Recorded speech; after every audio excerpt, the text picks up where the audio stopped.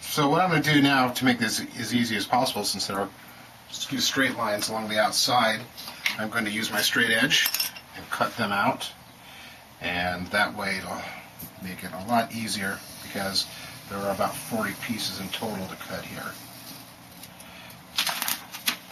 This is going to be I'm going to be using foil here, so you can use pattern shears if you want it. This has to be an exact size. There are such things called pattern shears that have a channel in them that will allow you to make sure that your pattern stays the exact same size.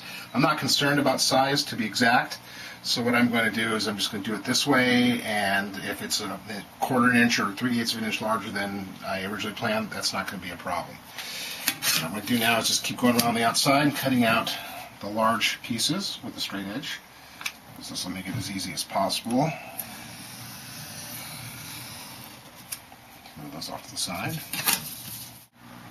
Alright, now I've got all my pieces cut out. I've got the larger pieces all the way down to the smallest pieces, and I'm ready to now pick out my glass and then apply the pattern to the glass and start cutting.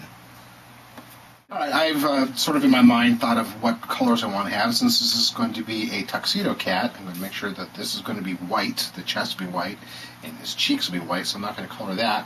But I'm going to take my sort of gray pencil and just let me know that these are the areas I want to be gray, and do part of his tail gray. And then I'm thinking maybe I might want to have a couple of different colors in his tail just to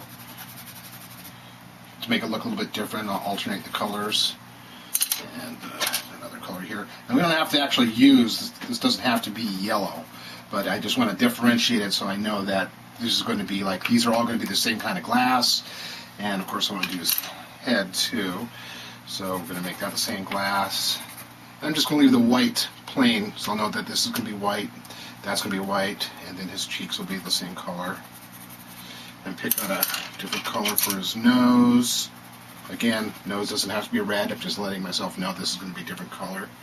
And then we'll use the same color for his chin. And we'll leave the white spot there. And I think we'll probably leave white spots up there too. Not quite sure yet. But that's what I want to do, just so I can, when I'm picking out my glass, I can see I got a whole bunch of black, so I need to make sure that whatever dark color I use for his body, I have enough glass. Everything else is going to be pretty small, so I'm not going to be too concerned about how much glass, except for these areas, which I believe I'm just going to make clear. And I want to thank Angus for modeling, making sure that I have a really good piece to work with. He's a good boy.